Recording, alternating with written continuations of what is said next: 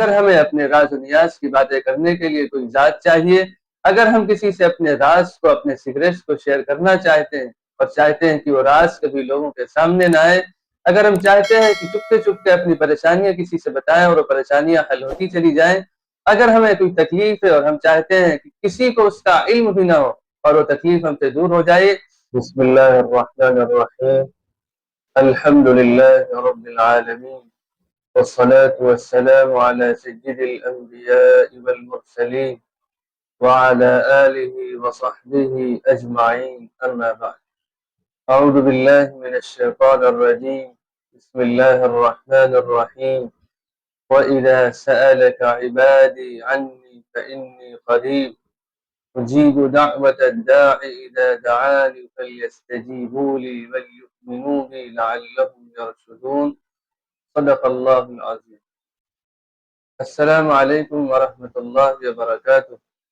محترم سامعین کرام، یہ ہم انسانوں کا مزاج ہے کہ ہم اپنے دل کی باتیں، اپنے راز و نیاز کی باتیں اور اپنے سیکریٹس ان لوگوں کو بتاتے ہیں، ان لوگوں سے شیئر کرتے ہیں جو ہمارے دلوں سے قریب ہوتے ہیں اور جن کو ہم جانتے ہیں جو ہماری باتیں سنیں گے، ہمارے راز کو سنیں گے، ہمارے پرابلمس کو سنیں گے، تو ان کو حل کرنے کی کوشش کریں گے، اس میں ہمارا ساتھ دیں گے، ہماری مدد کریں گے. تو کیا ہمیں معلوم ہے کہ سب سے زیادہ ہم سے قریب کون ہے؟ سب سے زیادہ ہمارے دلوں کی سننے والا کون ہے؟ سب سے زیادہ ہمارے جذبات اور احساسات کو سمجھنے والا کون ہے؟ سب سے زیادہ ہمارے پرابلمس کو سولو کرنے والا اور ہماری پریشانیوں کو دور کرنے والا، ان کو سمجھانے والا کون ہے؟ وہ کون سی ذات ہے جس کے سامنے اگر ہم اپنے راز کو ظاہر کریں تو وہ راز کو چھپا کر ہی لوگوں سے رکھتی ہے؟ وہ کون سی ذات ہے جس کے سامنے اگر ہم اپنی پریشانی رکھیں تو اس پریشانی کو دور کر دیتی ہے؟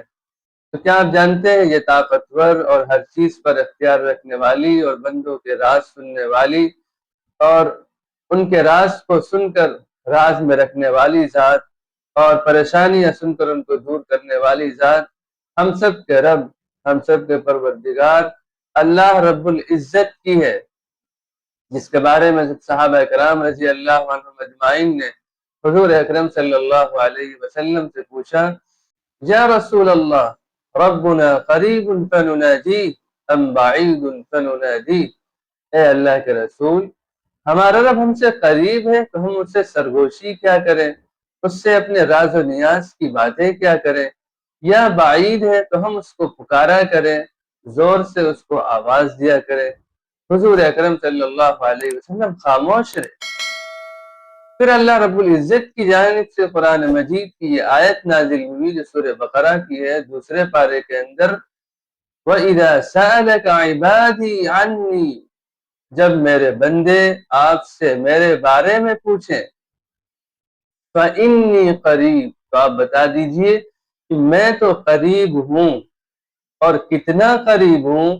اجیب دعوت الداع اذا دعان، جب کوئی پکارنے والا مجھے پکارتا ہے تو میں اس کی پکار کو سنتا ہوں، قبول کرتا ہوں.